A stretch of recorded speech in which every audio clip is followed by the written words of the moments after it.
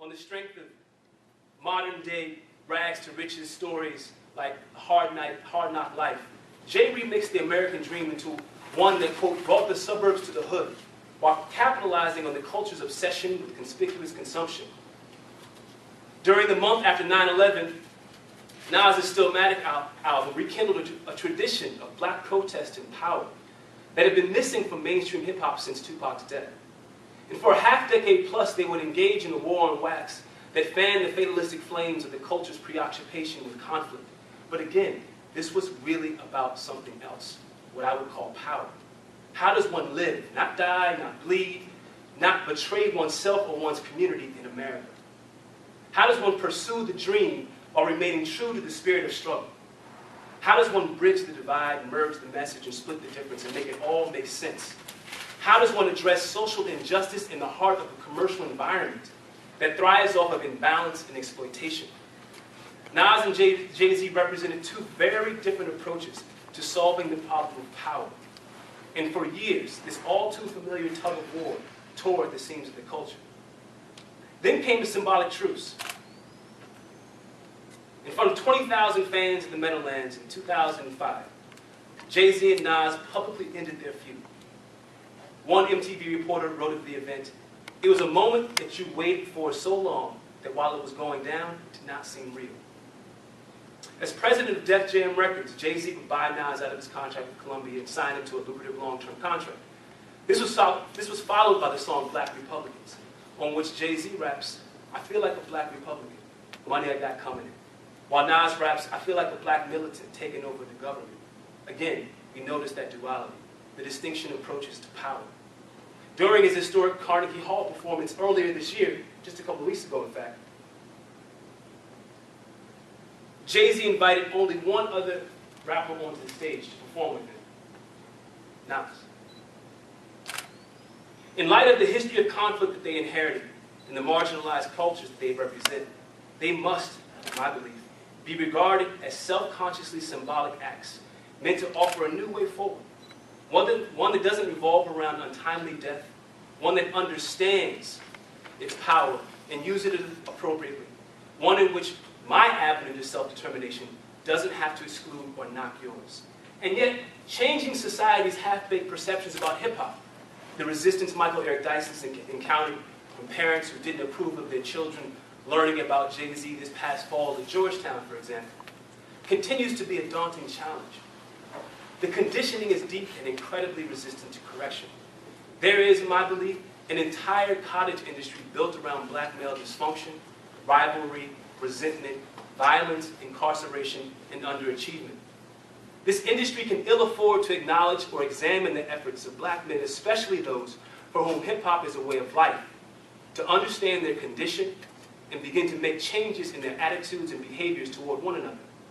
Accordingly, any efforts to not only interrupt the status quo, that is the lucrative market for black-on-black violence, crime, and dysfunction in particular, but to assert a self-determining view of unity and power has to be belittled. It is utterly and unequivocally imperative. So for instance, Watch the Throne, the resplendent Jay-Z and Kanye West collaboration, offers a perfect illustration of how the process works. Cynical critics and bloggers were quick to reach for the lowest hanging fruit in the tree. Both West and Jay-Z were vocal backers of Barack Obama during his 2008 presidential campaign, one Chicago Tribune critic wrote in his review of the album. But now that America is struggling to regain its economic bearings, they rhyme about private jets, expensive watches, and supermodel escapades. The openly hostile characterization is emblematic of a larger campaign to indict hip-hop at every turn as a societal plague. In a time of economic turmoil brought on by Wall Street greed and government malfeasance, the album's references to the spoils of wealth became evidence of the shameless egoism, self-promotion, and greed that had poisoned the economy. Once the art was discredited as irrelevant, indeed toxic, ridiculing and dismissing its efforts to be in conversation with the black freedom struggles of the old, or to address agency and power for the 21st century was easy. J. Edgar Hoover would have been proud.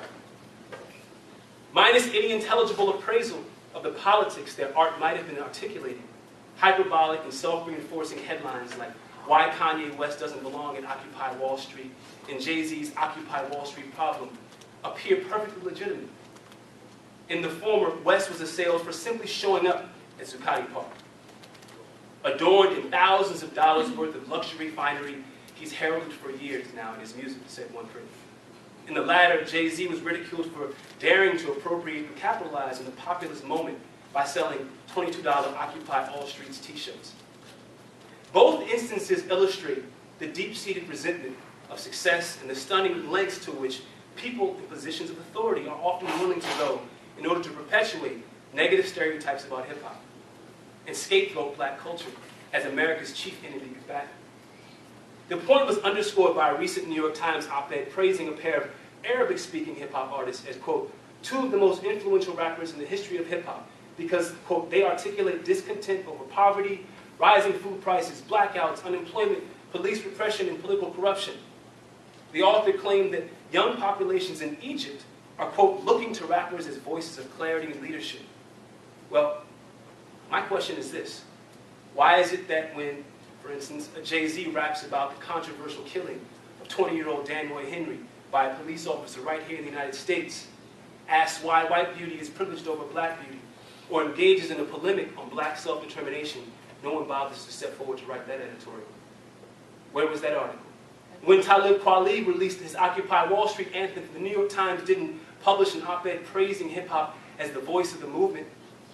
The implicit message is that global hip-hop has the revolutionary potential, but when Rick Ross raps about black power and success, he's only merely a hyper-materialist gangster. And what is this about? Are we saying that hip-hop is only socially relevant when the voice of discontent is speaking from a war-torn country thousands of miles away? At the core of these wildly divergent views, hip-hop as a voice of social change versus hip-hop as an immoral tool of consumer capitalism sits the same rigid and false dualism that led Americans of all stripes to demonize Malcolm and deify Martin. Because Kanye raps about luxury brands that the 99% can't afford, he's out of touch. Never mind that the Occupy movement started as a protest against Wall Street greed and corruption, not against those who produce value, not against wealth, but vulture capitalism that preys on the vulnerable. Never mind any of it. Because he's out of touch with the reality of the masses, he's an enemy to the Occupy movement, which purports to represent the 99%, of which I'm a proud member.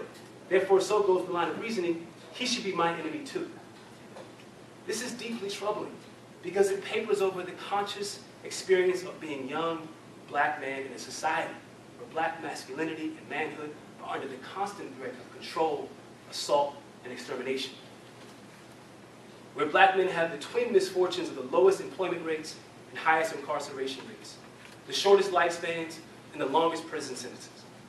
To characterize him as merely another wealthy celebrity is to deny a key ingredient in his life, his art, his self-perception, his success, his neurosis, and even the criticism he receives, all in order to promote a post-racial agenda that allegedly targets wealthy people of all colors, even though we all know that wealth and race are directly linked in this country.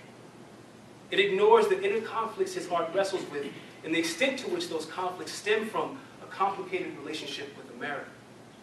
It's tantamount to pretending race wasn't a factor in the backlash hurled at LeBron James after his decision to leave Cleveland, or that our feelings about the Obama presidency don't have a racial dimension, when according to the most recent Gallup polls, 85% of black Americans approve of the president's job performance compared to only 37% of white Americans. No matter what anyone tells me, race still matters, and even more so perhaps when you're super successful. The unspoken ideology underpinning the casual and convenient disregard of race in this context suggests that blackness, quote-unquote blackness, is fundamentally about or synonymous with the geography of despair, which is to say someone who is financially secure and doesn't experience discrimination in the most obvious of ways is not really black. He or she is something else. In this light, blackness is a condition to be remedied, a class bracket to be surmounted, a spatial designation to be avoided, a problem to be solved. It is the image that licenses Rick Santorum, a candidate for the nation's highest office, to say, quote, I don't want to make black people's lives better by giving them somebody else's money. I want to give them the opportunity to go out and earn their own money. And it is the sound of an audience of supporters who would never consider themselves racist applauding when he says this. A dualistic worldview blurs and blunts our ability to appreciate complexity, nuance, and multiplicity. It demands that we decide and defend, categorize and chastise, rather than listen and learn. Because Jay-Z raps about his money, his Rockaware clothing lines occupy all streets t-shirts could only be a cynical marketing ploy to further enrich himself. It simply wasn't possible that the enterprise, yes, was a commercial venture, and also a call to those for whom his art is a religion, and who were notably absent from the Occupy movement to get involved as well. Bear in mind, no one claimed foul when Kelly Clarkson's record sales soared the week after she endorsed Ron Paul for president. No one asked her to share her proceeds with the Paul campaign. Of course not.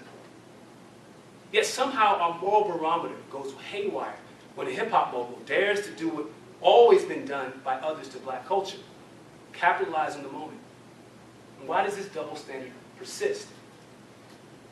The answer, I think, resides in the story purists, I can be one myself sometimes, tell about hip-hop's humble urban roots, its organic populism, and the ideological tensions that flared up once its commercial value was recognized. The culture's earliest practitioners were depicted as poor righteous Davids being bled by a bloodthirsty and soul-sucking music industry Goliath, looking to make a quick buck off of ghetto culture.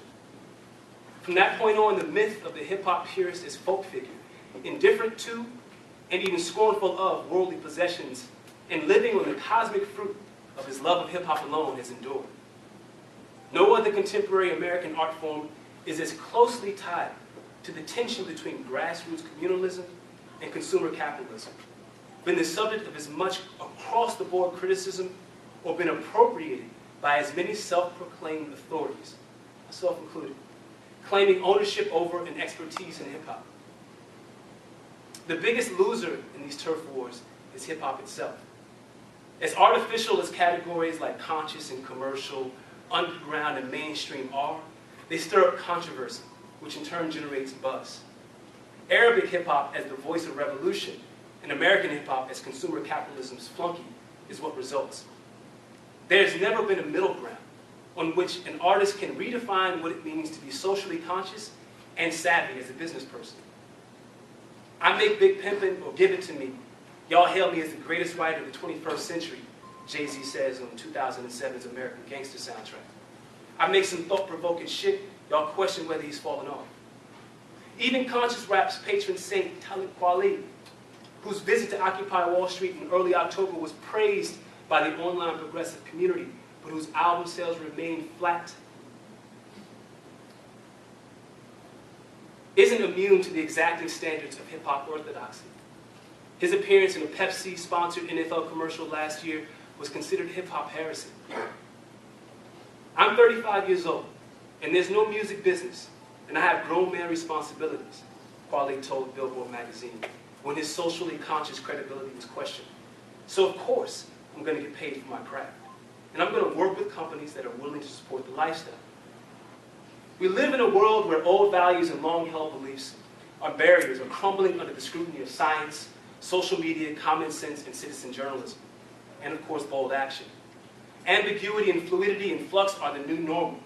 Sex and gender norms are being challenged in the boardroom, in the bedroom. Gender-bending virtuoso Lady Gaga is free to be a role model for little girls and little boys alike. And yet the moment commercially successful hip-hop artists dare to assert an unpopular ethos, that is, the pursuit, attainment, and enjoyment of wealth, can coexist with and does not negate a desire for racial and economic justice.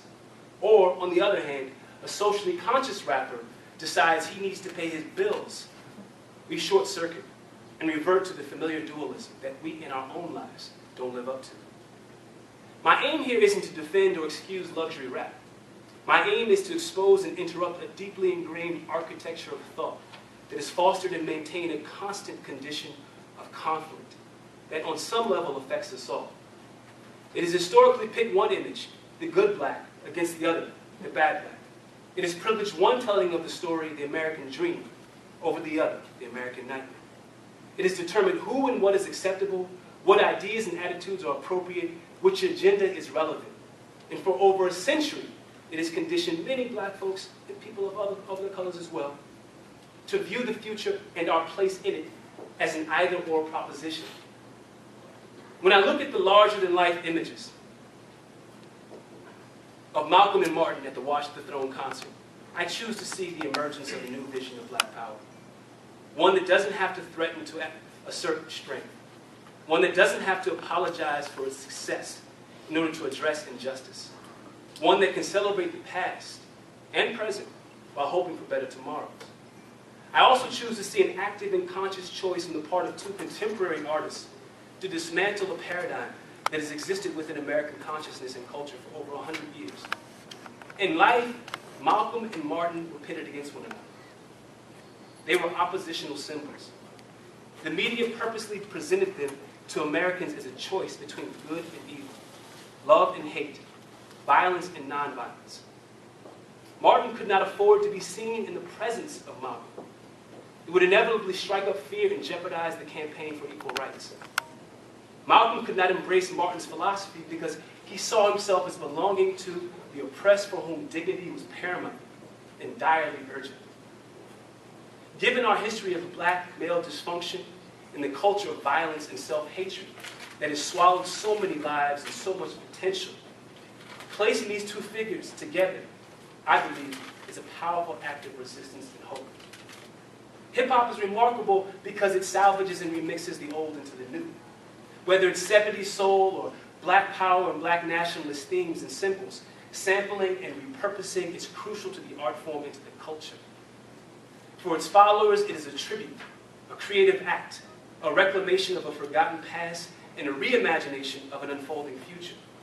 It says clearly and unequivocally that we are not just the acted upon, but the actors. Not merely those being shaped by history, but those shaping our reality. The use of Malcolm and Martin in this context is no different. In 2012, we can determine what they mean to us. We don't have to choose from someone else's menu. We're free to see a confluence, a coupling out of which something new will continue to emerge. If anything, the lack of controversy and commentary, the fact that so little was said or written about the message implied in the Martin and Malcolm symbolism, indicates just how far we have come. What was once unthinkable is now commonplace. And yet this too poses its own challenge. Martin and Malcolm were continuously evolving, growing, deepening, and reinventing themselves and their worldviews. We should never forget that Malcolm was ridiculed and dismissed by many for being irresponsible. We should never forget that Martin was pilloried for being out of touch with the people. These are eerily familiar criticisms. We should be mindful that the pop culture industry encourages us to quickly consume, criticize, and discard contemporary hip-hop. It devalues and indeed is threatened by deep engagement and thoughtful analysis, which in an age where we increasingly consume exclusively that which conforms to our worldview is particularly dangerous. If all we ever hear and see is what we're predisposed to hear and see, then we never grow.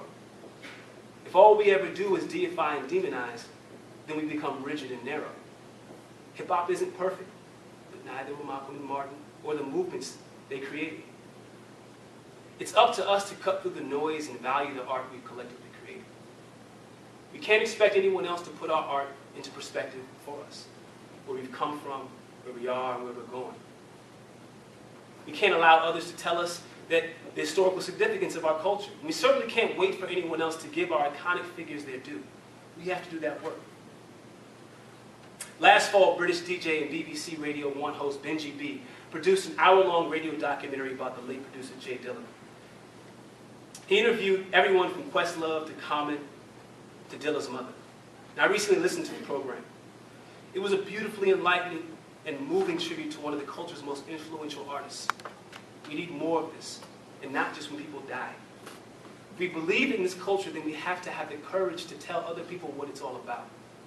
We have to take the time to write the books and make the films and document the history. We have to claim our art and our artists. We have to hold them and protect them and love them.